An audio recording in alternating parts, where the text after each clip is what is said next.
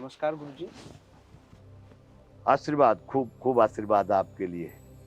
गुरुजी, आजकल युवाओं के कुछ प्रश्न हैं, हुँ, जिन प्रश्नों का उचित उत्तर उन्हें नहीं मिल पा रहा है, जिसके कारण वो भटके हुए हैं। हुँ, आज अगर बात करें तो देश में धर्म की बात हो रही, कोई हिंदू धर्म की बात कर रहा है, कोई मुस्लिम धर्म की बात कर रहा है, कोई सिख, कोई ईसाई, तो इस तरह के अनेक धर्मों की बातें चल रही हुँ। हैं। तो आज युवाओं की तरफ से मैं आपसे पूछना चाहता हूँ कि धर्म का वास्तविक अर्थ क्या है?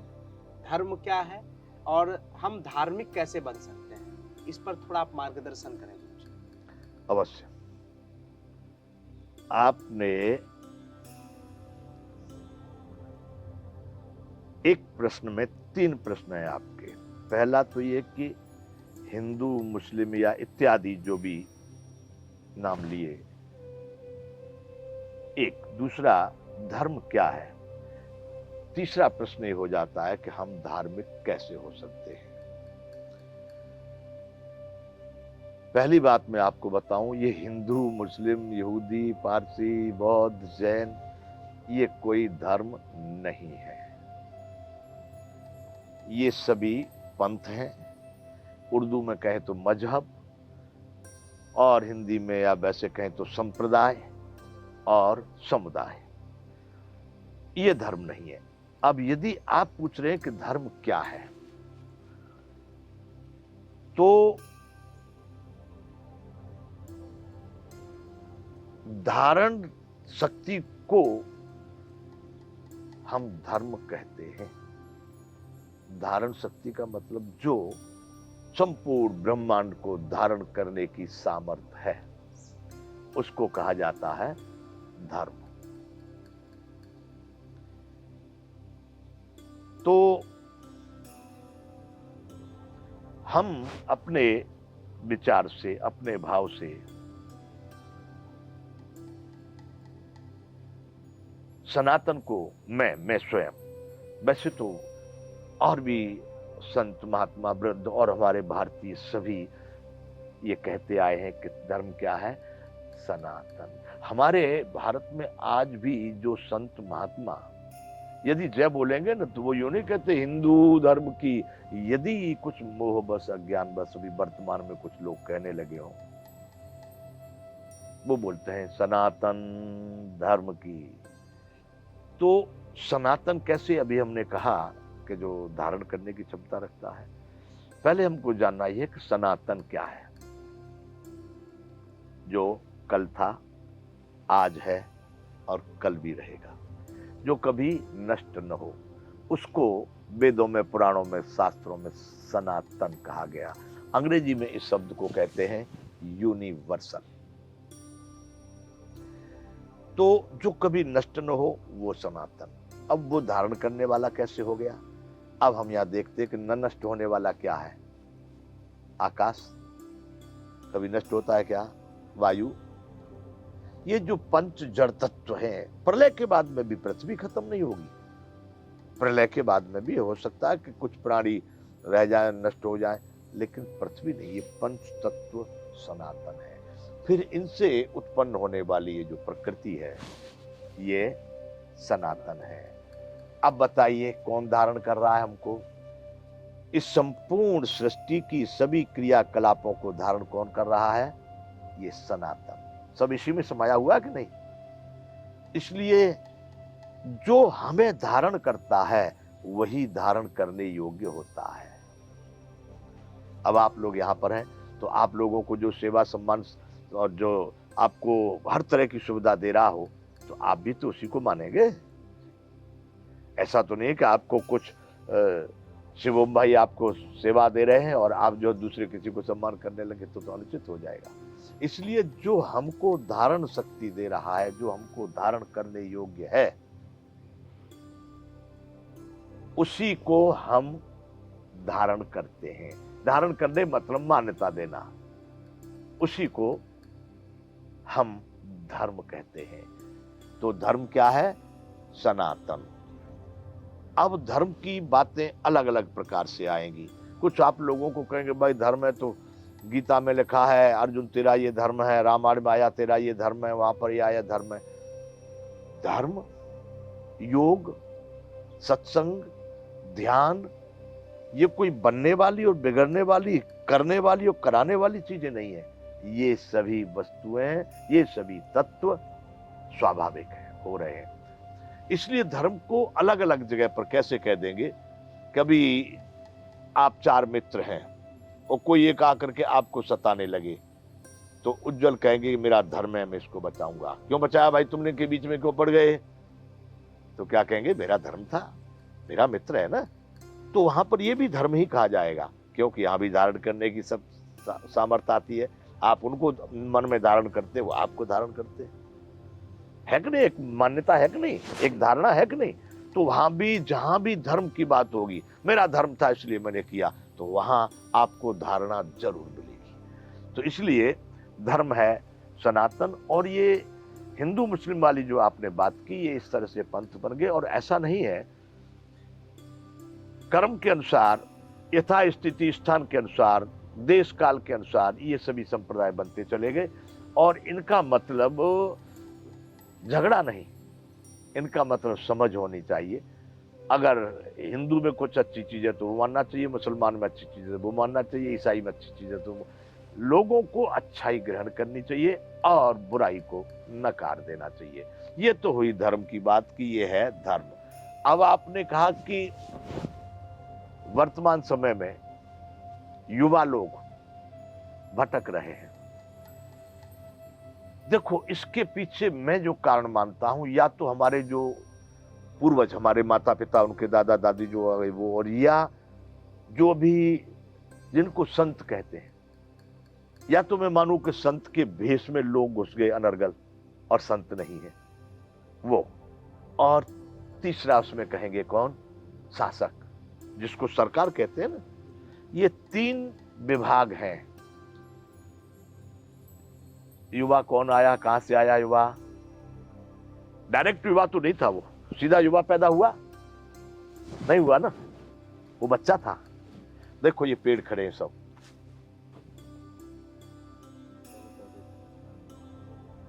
ये नारियल है। यदि ये छोटा था और आप इसको बांध करके ऐसे मोड़ देते और बांधते चले जाते, तो ये जमीन से 5 फुट की ऊंचाई पर ऐसे सीधा लंबा हो जाएगा, ऊपर नहीं जाएगा। यानी आप जिधर इसको ले जाना चाहें उधर जाएगा। ऐसे ही बच्चा है, जो शिशु है, आप जिधर ले जाना चाहें उधर जाएगा। हमारे इस शिशुपन से बच्चों को, पहले तो जो मैंने कहा कि अभी जो माता पिता है उनको ही वो संस्कार नहीं मिल पाए, क्योंकि हजारों वर्ष पहले से हमारे भारतीयों की जो पद्धति थी, जो रीति थी, जो परंपरा थी, जो सभ्यता थी, जो संस्कृति थी, वो नष्ट हुई। वो कैसे नष्ट हुई, आज उसी का ये हमको प्रक्षेप दिखाई दे रहा है। विलासिता, नाच गाना, नंगापन, जो सीधी भाषा में कहे तो, वहां पर भी जब जब वो रजवाड़े लोग अपनी विलासिता, वो प्रजा में क्या हो रहा है, कौन भूखा है, कौन सो रहा है, कौन खा रहा है, नहीं देख रहे, पर उनके यहाँ पर चल रही है विलासिता। वहां से नष्ट हुए संस्कार, और उसका परिणाम आज तक चला आ रहा है।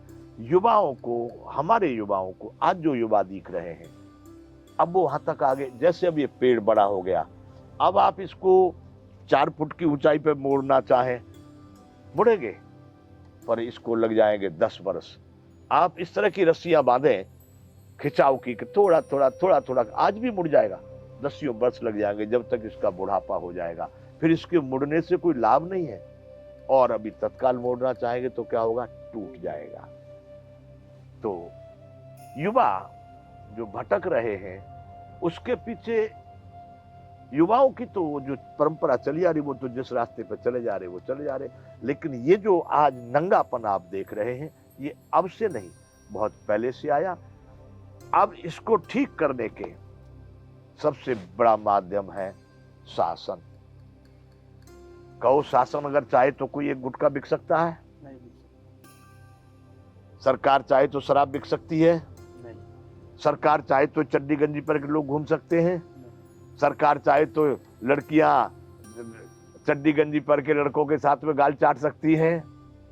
नहीं हो सकता। अब ये बात, अभद्रता की बात इस बेस में मैं कह रहा हूं, कारण क्योंकि मेरे भारतवासी आज हमारे शासक पक्ष से लेकर के, शासक पक्ष नाम दे रहा हूं मैं, ये क्या कहते हैं? भारतीयता का। हम देश चाहते हैं, हम भारत चाहते हैं, यही कहते हैं ना। तो क्या इनको इस चीज का ज्ञान है? मुझे लगता है कि बुरे लोग अच्छी बात कर रहे हैं, ये अच्छे लोग नहीं है और बात अच्छी कर रहे हैं। कारण, वरना तो इनको चाहिए था ये लड़कियों को उस तरह से, राम की बात करने वालों को इतना ज्ञान नहीं कि रामायण कह रही है, वाल्मीकि कह रही है रामायण, कि भारत में वही नारियां सन्नारियां कही जाती जो दूसरे पुरुष का स्पर्श नहीं करती। ये 50-50 का आलिंगन करके इनको तगमा दे रहे हैं। तगमा मतलब उर्दू शब्द है, वो पारितोषिक, ऐसी लड़कियों को। तो बंधुओं, कहने का मतलब यह है कि ये जो, या फिर इसको फ्री कर दो। कहते कभी ऐसा भी काल था, ऐसा भी समय था, कैसा कि न माँ थी, न भाई था, न बहन थी, न पुत्र था, जो भी और थी स्त्री के एक संबंध। क्या संबंध था? बस कुत्ते बिल्ली जैसा, कि लड़की है तो लड़की भी पत्नी हो सकती है, माँ है तो वो भी पत्नी हो सकती है। मतलब फिर मतलब पशुता। यदि आप ये चाहते भाई कभी ऐसा ही रहा तो बिल्कुल फ्री कर दो, फिर कोई गम नहीं। पर ये हमारे भारत में जो दो, न इधर न इधर, बीच में जो लटका रखा है, भारत कौन सा देश है इस समय पर? धर्म निरपेक्ष, न धार्मिक है न अधार्मिक है, बीच में लटका हुआ है। तो बंधुओं, पहली बात यह है कि ये जो युवा जो भटक रहे हैं अभी से, क्योंकि युवाओं को वो शिक्षा नहीं दी गई। अब तो MBA, BBA, BCA, MCA फलानी फलानी आ गई पेट भरने की।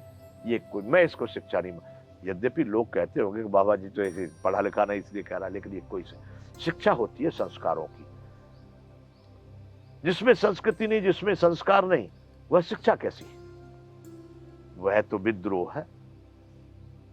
हमने तुमको माता पिता का सेवा शुश्रूषा, देश की सेवा शुश्रूषा, धर्म का पथ चलना नहीं सिखाया। हमने तुमको सिखा दिया कि तुम बहुत धन कमा लेना, तो फिर तुम विरुद्ध हो गए उस संस्कार से। इसलिए यहां पर जो पाठ्यक्रम है, अंग्रेजी में सिलेबस जिसको बोलते हैं, वो भारतीय होना चाहिए। और अभी भी देर नहीं है, अभी भी देर नहीं है। अगर अभी भी हम शुरू कर दें तो आज जो करे युवा भटक रहा है, 10 साल के बाद तुम कहोगे कि भारत का युवा, अरे भारत ही युवा देश वाला एक देश है, युवाओं वाला देश है। इसलिए बंधु, युवाओं को मैं उतना ही दोष दे सकता हूं कि उनको अज्ञान है, उनको तो मालूम ही नहीं हम कर रहे हैं। उनको दिखाया ही ये गया है, क्या दिखाया गया है? पेन गेस्ट, पेंगेस्ट, वो रिलेशनशिप, कौन सी रिलेशनशिप? Live in relationship. अब युवा क्या करे, वो कायदेसर कर दिया गया। लेकिन ये सभी बातें बिल्कुल अनर्गल है, बिल्कुल मूर्खता है। मैं न, हाँ, हो सकता है सरकार की लाचारी है, बेबसी है, परवसी है कि उनके आगे चल ही नहीं सकते। वो क्यों? बंधु, तुम्हारे माध्यम से मैं कहना चाहता हूं, भारत को कह दो, भारत की सरकार को कह दो, इनको ज्ञान नहीं है और ये केवल दूसरों की नकल या दूसरों के आधार पर ही अपने देश को चला रहे हैं। इसमें भारतीयता नहीं। अब तीसरी बात आपने जो कही थी, धार्मिक कैसे हो में या धर्म का कैसे आचरण किया जा सकता है, ये धर्म का आचरण है। थोड़ी देर के लिए ही सही। भाई दिखाओ इनको, इनके दिखाओ, इनके दिखाओ, देखो वेशभूषा। सबसे पहला धर्म तो यह है, मैं ऐसा नहीं कहता कि इंग्लैंड की वेशभूषा मत पहनो तुम, पैंट कमीज। इंग्लैंड कह के नहीं कहूंगा, वहां पर आवश्यकता है। मैं भी गया हूं यूरोप, वो ठंडे देश है, और जहां ठंडे देश है, सर्दी बहुत पड़ती है, वहां पर चुस्त कपड़े पहनना या टाई लगाना ये उनके अनुकूल ही है। लेकिन यहां गर्मी पड़ रही है 41 डिग्री और तुमने एक टाई और लगा दी बच्चों को, पैंट पहना करके सवेरे शाम तक आता, पहुंच के 10 किलो का बैग टांग लिया है, शाम तक काम गड़बड़ नहीं। वेशभूषा भी इस विश्व में अलग अलग भूखंडों के अनुसार अलग अलग प्रकार की वेशभूषा, जहां पर जो अनुकूल होती थी, जो उनको कहते हैं आरामदायक होती थी, वह पहनी जाती थी। ये वेशभूषा भारतीय है। मैं पहले बैठा हूं, ये भारतीय है। पहला तुमने कहा कैसे हम धर्म पर आप तब चल सकते हो जब आपकी 3 चीजें कंप्लीट हो। में क्या? वेशभूषा, भाषा और भोजन। इस चीज से आपको मान सम्मान का अभी भी मैं कहता हूं भारत में वर्तमान में आप जाइए किसी भी देश में, इस वेशभूषा को अगर आपको बहुत आदर नहीं करेंगे तो अनादर कोई नहीं करेगा। दूसरी बात, आप सिंपल जहां भी जाए ना, जो अभक्ष है उसको न खा करके जो अच्छा भोजन जो सात्विक है, तो लोग कहेंगे भाई अच्छे अच्छे घर के लोग लगते हैं, क्योंकि भोजन से मालूम पड़ जाएगा। दूसरा, आप अपने घर के बच्चे को भी, अब हम आपको हमेशा तुम शब्द, आप सभी, अगर मैं शादी ब्याह किया होता तो मेरे नाती के बराबर हो जी, ओके नहीं? जी, पर हम आपको क्या कहेंगे? आप कह के बोलते हैं, तुम कह के बोलते हैं। क्यों? कि बच्चे का नाम घर से पड़ता है। आपने अपनी भाषा को बिगाड़ रखा है, क्या कर रहा है? दूर से मालूम पड़ जाएगा संस्कारी व्यक्ति नहीं है। हाँ भाई, आप कहां जा रहे हैं? बात वही है, अर्थ उसका वही है, लेकिन वह मालूम पड़ेगा। तो सबसे पहली बात वेशभूषा, भाषा और भोजन, इन 3 को देखो। अब तीसरी चीज इसमें आती है आपकी परंपरा, सभ्यता, संस्कृति। परंपरा उसको कहते हैं कि जो पहले से चला आ रहा है। मैं अपने उसमें बोला हूं, सती प्रथा यहां भारत में चलती थी, सती प्रथा और देश में थी कि नहीं, पर भारत में थी। उसको लोगों ने बंद करवाया। बाल विवाह यहां चलता था, लोगों ने बंद करवाया। और जिन लोगों ने बंद करवाया उनको महापुरुष और उनको बड़े उच्च कोटि के लोग कहा गया। भाई उन्होंने कुप्रथा को बंद किया। राजा राम मोहन राय, उन्होंने प्रथा नहीं कहा उसको क्या कहा? कुप्रथा। कुप्रथा को बंद किया। अब मैं उन लोगों से पूछता हूं जिन्होंने, अब वो उनमें का ग्रुप में तो उस समय के लोग तो भी है नहीं, दूसरे हैं, परंतु जो उनके अनुयायी हो या उसको मान रहे हैं, मैं उनसे प्रश्न करता हूं कितनी सती हो जाती होंगी देश में? 1, 2, 4, 6, 10, 20, इससे ज्यादा नहीं। उनका मानना था कि वो जबरदस्ती जला देते थे, पति के साथ मार देते थे, बड़ा अपराध था वो था। ये भी मान लिया, चलो 20 को जला देते जबरदस्ती। आज 200 लड़कियां प्रतिदिन आत्महत्या कर रही है। नहीं कर रही? अगर कोई कहता नहीं कर रही तो मैं रिकॉर्ड दिखा दूंगा। प्रतिदिन। तुमने क्या पाया?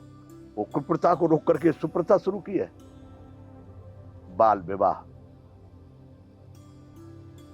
बंधुओं, बाल विवाह वह चीज थी, मैं तुमको एक बात स्पष्ट रूप से कह दूं कि स्त्रियों का शारीरिक संरचना और पुरुष की शारीरिक संरचना बिल्कुल भिन्न है। तुम्हारे 7 आशय होते हैं, उनके 9 आशय होते हैं। गर्भाशय और दुग्धाशय 2 और बढ़ जाते हैं। आमाशय और पित्ताशय और ये होते हैं ना, जठराशय, मूत्राशय, मलाशय, सब ऐसे।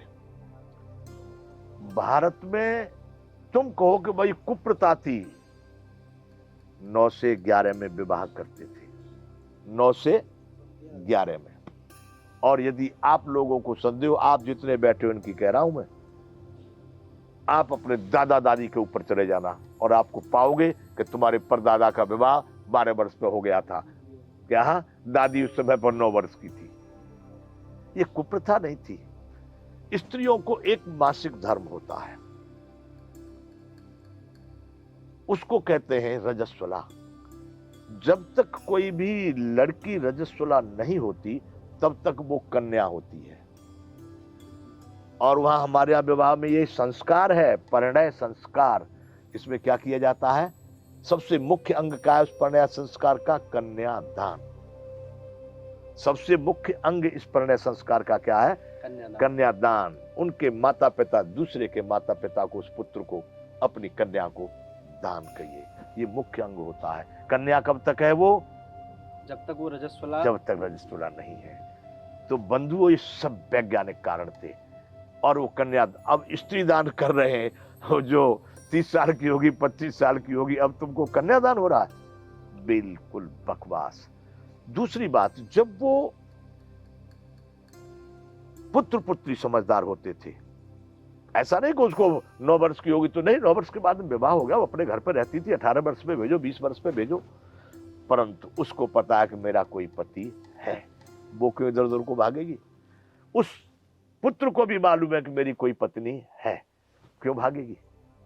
इसलिए आज जो झंझट चल रहे बलात्कार के और लड़कियों के दोस्ती के, आज कल परसों मर गई ना एक लड़की, अब मुझे तो बंधु मालूम नहीं, लेकिन मैं सर्वदा इन भारतीयों को कहना चाहता हूं कि यदि तुम जिससे विरोध मान रहे हो उसको जीतना चाहते हो तो अपनी शक्ति को बढ़ाओ, उन पर आक्षेप करके तुम जीत नहीं सकते, अपनी ताकत को तुम्हें बढ़ाना होगा। अब वो कह रहे कि भाई उसने धोखा दे दिया, किसने कहा था तुमको कि उसका विश्वास करो, है? क्यों भाग रही है ये लड़कियां? यदि इसका विवाह हो गया होता और उसको मालूम होता मेरा पति है, तो वो उसकी तरफ, लड़के की तरफ नहीं भागती, फिर वो अपने पति की तरफ, उसका कोई मन होता, कोई विचार होता तो किधर जाती? अपने पति के पास जाती, इधर नहीं भागती। बाल विवाह का मतलब था कि इस प्रकार के दुष्कर्म समाज में न हो सके पहले से ही। अब आपको एक काम में लगा दिया जाए तो फिर दूसरा काम आप नहीं कर सकेंगे। पहले से निश्चय कर दिया गया कि मेरा पति है, उसको मालूम है मेरी पत्नी है, फिर भी जरा भी इधर उधर को दिमाग जाएगा तो लड़की को विचार है मेरा पति है, आएगा कि नहीं आएगा? तो कहने का मतलब बाल विवाह का मतलब, तो ये हमारी जो मैं बता रहा हूं परंपरा, ये धर्म का ही अंग है। हमने इसको खत्म करके कोई कुप्रथा नहीं, हमने प्रथा का उल्लंघन करके कुप्रथा लागू की है, जिसका परिणाम प्रतिदिन जाने अनजाने सैकड़ों बलात्कार का भोग बन रही है लड़कियां, सैकड़ों की तादाद में कर रही हैं आत्महत्या, और सरकार का और समाज का जो विद्रोह और समय बिगड़ रहा है वो अलग। इसलिए मैं कहता हूं कि प्रथाओं को खत्म करके तुमने कुप्रथाएं चालू की हैं, इसका परिणाम ये है। इसलिए बेटा, धर्म की जो बात आप कह रहे हैं कि कैसे धार्मिक हुआ जाए, इसके लिए सबसे प्रथम बात है कि आपके जो पूर्वज हैं, घर में माता पिता, वो कितने भी नालायक हो, वो कुछ नहीं जानते, लेकिन तुम उनसे उत्पन्न हुए, तुम तो अच्छा कर सकते हो, उनकी सेवा में रत हो जाओ। गलत भी कह रहे हैं, समय आने पर वो अपने आप समझ रहे कि मैं गलत कह रहा था, बच्चा ठीक कह रहा था, उनकी सेवा रत। एक, ये सब धर्म के अंग हैं। जो आपके समाज में बड़े लोग हैं, वृद्ध लोग हैं, उनकी सेवा में रत हो जाओ। तीसरा आता है, आप ये प्रकृति और प्राणी, इन तुम देखते हो कि किसी पेड़ को, कुछ पौधे को भी उखाड़ना काटना होता तो मेरा मन मना कर दे, नहीं मत काटो, रहने दो, चलता रहेगा जैसा भी जाने दो। इनका आप वर्धन करो, इनका उत्थान करो, प्रकृति और प्राणियों से प्रेम करो। ये सब धर्म के ही अंग हैं। धार्मिक होने के लिए हमको ये आज जो पढ़ाई चल रही है पेट भरने वाली, मैं तो कहता हूं इस पढ़ाई से दूर निकलना पड़ेगा। दो काम एक साथ नहीं हो सकते। इस पढ़ाई को पढ़ करके तुम धार्मिक हो पाओगे, मैं नहीं मानता हूं। आज वो बुढ़े बुढ़िया वृद्धाश्रमों में बैठे हैं या अपने घरों पर बैठे हैं, वो इन्हीं के माता पिता हैं। वो चले गए अमेरिका, कोई ऑस्ट्रेलिया, कोई न्यूजीलैंड, कोई मुंबई, कोई कलकत्ता, तो माता पिता बेचारे बीमार पड़े हैं, तो अड़ोसी पड़ोसी देखते हैं, भाई फोन कर रहे हैं उनको, भाई अभी तो छुट्टी नहीं मिल रही, मर गए। कितने माता पिता उन्होंने, देखो बेटा, मोह जो है ना, तुमको नहीं होगा, तुम युवान हो, तुम अपने दादा दादी को पूछना, मोह उस उम्र में होता है।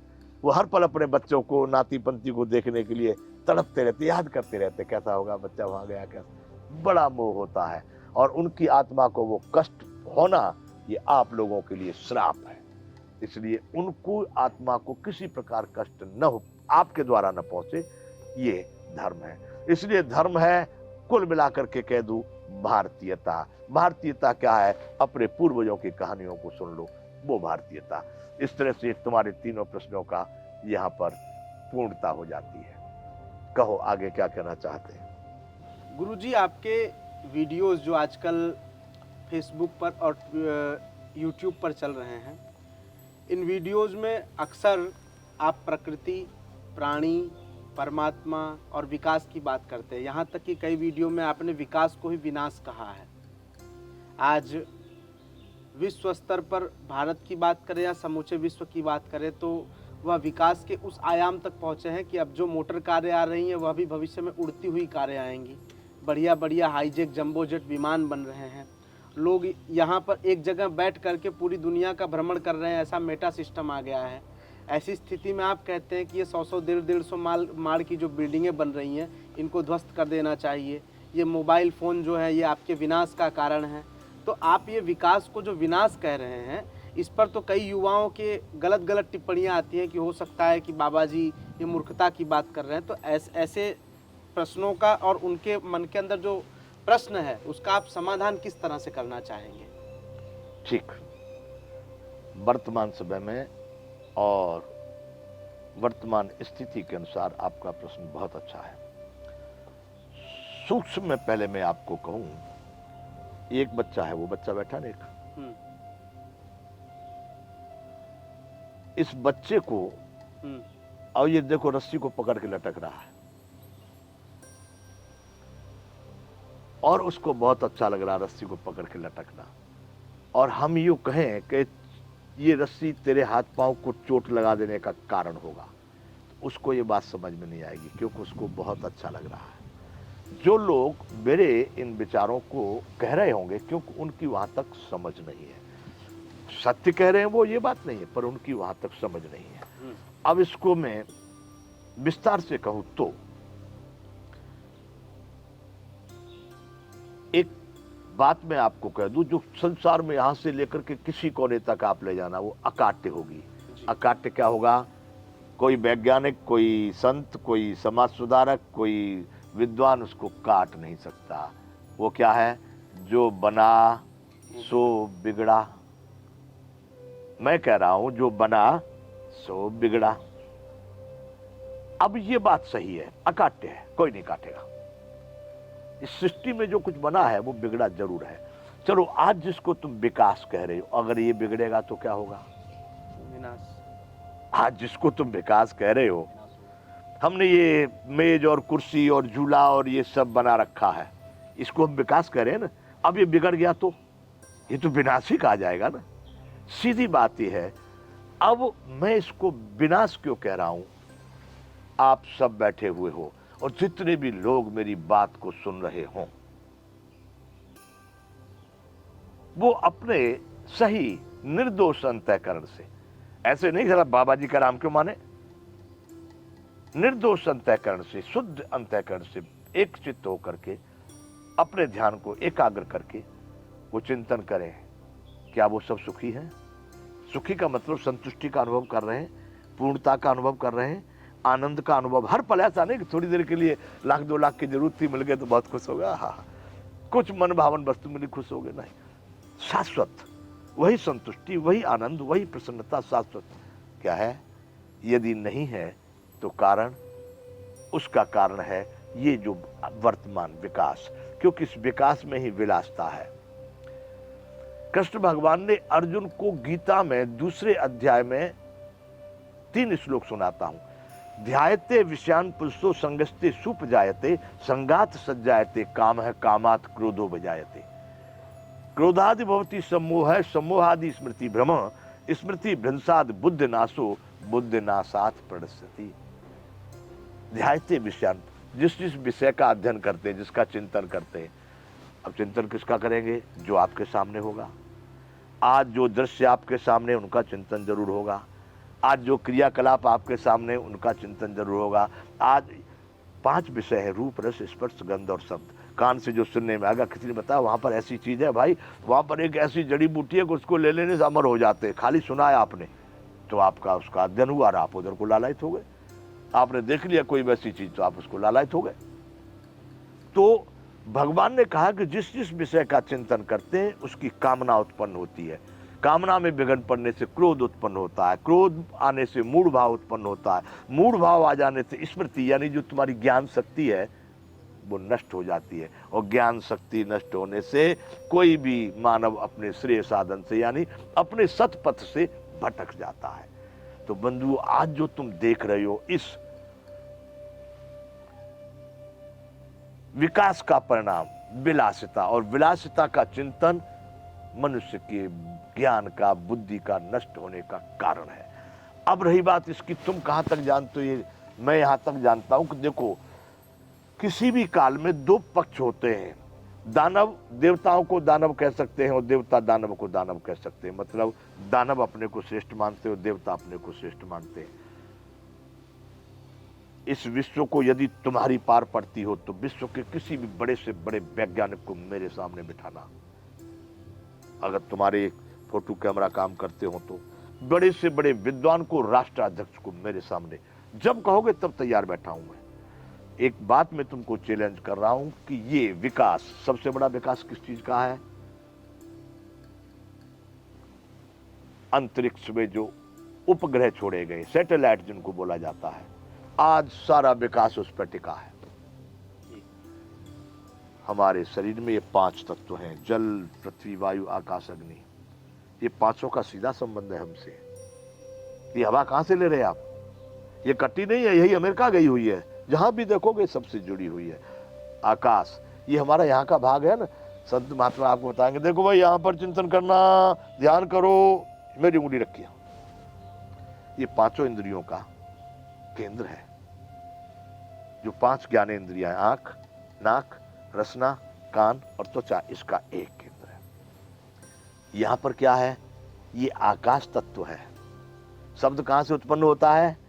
यहीं से। और आता कहां से? आकाश से उत्पन्न हुआ। ये आकाश है, यहीं से उत्पन्न हो रहा है, इसी में विलीन हो रहा है। कानों के द्वारा वहां पहुंच रहा है, रसना के द्वारा निकल रहा है। तो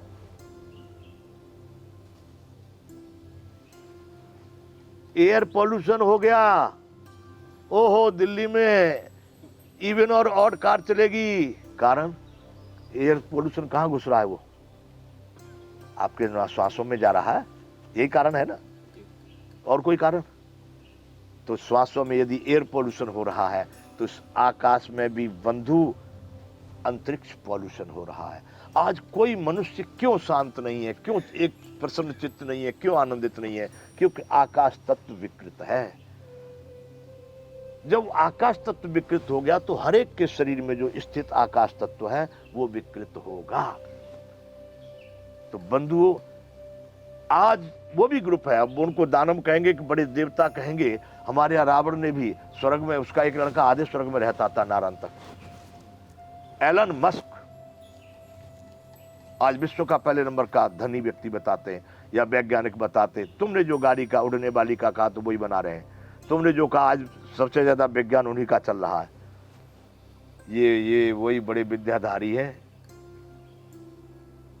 अभी इनका नया जो आयोजन चल रहा है, स्टारलिंक और न्यूरोलिंक, एलन मस्क की योजना है, स्टारलिंक और न्यूरोलिंक। आज भी रावण जैसे लोग हैं जो तीनों लोगों पर अपना अधिकार जमाना चाहते हैं। विश्व में आज भी ऐसे लोग बैठे सब पर अपना मैं कहता हूं इनकी ये योजना सफल नहीं होगी। और भी कुछ लोग यहां बैठे हुए हैं। न्यूरोलिंक का मतलब है तुम्हारी मानसिक समझ को टच करने वाला वो चिप। स्टारलिंक का मतलब है ये जितने उपग्रह भी सरकारों ने छोड़े हैं उससे ज्यादा उपग्रह छोड़। आप कहते हो मैं इसका चैलेंज करूंगा, अगर आपको समझ नहीं है या किसी ने आउट नहीं किया है तो मैं कहता हूं कि एलन मस्क का ये आयोजन चल रहा है आकाश में इतने उपग्रह छोड़ने का, जिनसे स्टारलिंक का कनेक्शन दे करके न्यूरोलिंक को कनेक्ट करके। ये मतलब आप ये कहना चाहते हैं कि ये जनता यानी कि मानवों के जो मानसिक स्थिति है उस पर कंट्रोल, उस पर भी कंट्रोल करने का इनका आयोजन चल रहा है। बिल्कुल सही, बिल्कुल सही। तो मेरा मतलब यह कि ये, मैं इसको विनाश क्यों कहता हूं कि तुमने ईंट पत्थर बहुत लगाए। तुमने कहा हवाई जहाज में उड़ रहे हैं, गाड़ियों में चल रहे हैं, वहां चल रहे हैं, यहां चल रहे हैं, बहुत अच्छी बात तुमने कही। और सोने के महल में बड़ा बीमार आदमी पड़ा हुआ है, रो रहा, उसको दीवारों को देख के। विकास है कि विनाश? ये सारे संसार में ये सब कुछ हो रहा है, लेकिन यहाँ की मानवीय स्थिति जो है, कोई अपने आप नहीं, कोई अपने आप आत्महत्या कर रहा है, कोई गोली मार के मर रहा है, कोई चढ़ गोली मार दे रहा है, कोई घर में ही दुखी पड़ा है। विकास है कि विनाश? बंधुओं, उस दिन समझना जिस दिन हर प्राणी यहाँ पर आनंदित हो, हर व्यक्ति अपने अपने कर्तव्य में रत हो, किसी को कोई दबाव, तनाव, चिंता, भय, उद्वेग न हो, उस दिन मानना विकास है। ये जो आया है जब से, और अगर किसी को भारत में शक हो, आज हमारे बड़े बुजुर्ग राजनीति में भी है, संतों में भी है, समाज सुधार, उनको पूछो। वो लोग जानते थे शुगर क्या होता है? उनको मालूम था तनाव क्या होता है? टेंशन को भाई टेंशन है तुमको? अरे टेंशन नाम की वस्तु नहीं। वो जहां उनका तन होता था वहीं उनका मन होता था। जिसका अब सही उसका सब सही। वो वर्तमान में जीते थे, मस्त रहते थे, कोई दबाव तनाव चिंता। आज की जो बीमारियां हैं उनको नाम भी मालूम नहीं। वह था विकास। तुमने ये देख लिया कि वो भूखे रहते थे, आधा पेट रोटी मिलती थी, कच्चे मकान थे, कीचड़ में घूमते थे। तुम्हारे जैसे को नाल की तरह से हाथ से उठा सकते थे भूखे रहने वाले लोग। इतने शक्तिशाली थे, इतना प्रेम था। एक रिश्तेदार घर पे आ जाता था ना तो एक दिन के लिए आता, 4 दिन नहीं जाने देते। भोजन तुमने एक बार अब फॉर्मेलिटी कहाँ कर दी? वो तो किराए का है, जहाँ जाते हो भाई खा लो, तुमको खाना हो तो। खाया कि नहीं खाया कोई नहीं, वो अपने दरवाजे पे खड़े हैं। हाँ तिवारी जी भोजन कर लिए? तुमने कहा कर लिए, कहिए कि न किए? पहले जिमाते थे बंधु बिठा के, ना करने के बाद में भी डबल करवा दे, रख दो। वह था प्रेम, वह था भारत, वह था विकास। तब थे, वरना तो हमारे शासक पक्ष से लेकर के दूसरे लोगों तक इन ग्रंथों को नकार देना चाहिए। तब थे अर्जुन जैसे बलवान। आज तुम्हारा कोई भी मिसाल उसकी टक्कर का नहीं है। जयद्रथ के सिर को लेकर के खांडव वन में जाकर के डालना उसके पिता की गोद में, ये कितने रिमोट चला ले, इतना सूक्ष्म नहीं कर पाएंगे। आकाश तक कहां था स्वर्ग में नहीं कह सकता, लेकिन पुल बना देना वाणों से है इनके पास कला। इनको तो बहुत वर्ष लग रहे समुद्र में नीचे से आरसीसी बनाने में, घंटों में पुल बना देना। तो बंधु वह था विकास। इसलिए मैं कहता हूं कि हम जो विकसित नहीं थे, हमारे पूर्वजों ने वो विकास देखा और उस विकास के बाद परिणाम विनाश देखा। इसलिए उन्होंने उस विकास को साइड करके हमसे कहा प्रकृति के सानिध्य में रहो। सबसे बड़ा पद किसका है हमारे भारत में? संत का। राजा भी जाके वहां प्रणाम करता कि नहीं? उनको रहने का कहां बताया? झोपड़ी में, घास की कुटिया में। क्यों? उन्होंने वो विलासता देखी थी। जब सबसे बड़े का पद वहां पर कुटिया में रहने का है तो साधारण लोग तो आराम से रह सकते हैं। क्योंकि भूकंप कितना भी आ जाए साला वो झोपड़ी नहीं टूटेगी।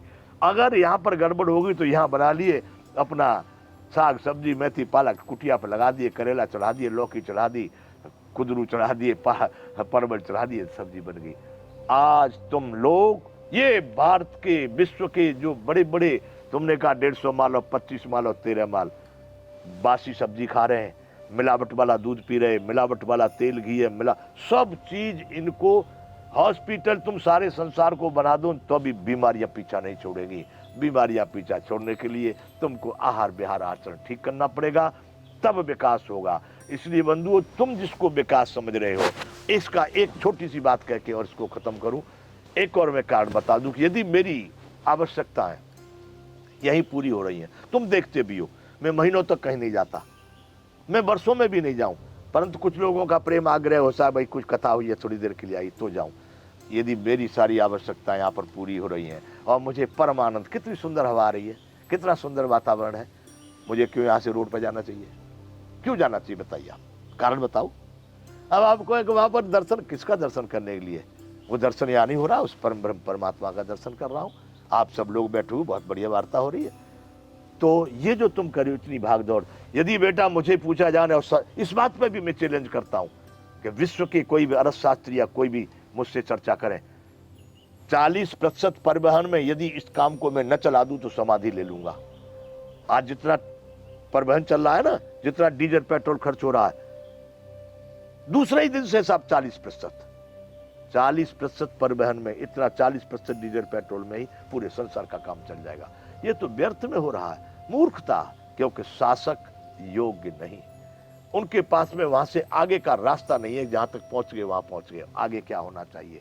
इसलिए बेटा ये विकास ही विनाश है। और आज जिसको तुम विकास कर रहे हैं, लोग समझ रहे हैं कि भाई बाबा जी वो कह रहे हैं, उनको तो आनंद कहा। जो लोग ऐसे प्रश्न करेंगे जिनको कि भाई बाबा जी मूर्ख है या इनको जानकारी नहीं है, पढ़े लिखे नहीं है, फलाने, क्योंकि उनके जीवन प्रतिपल कलेश में गुजर रहे हैं।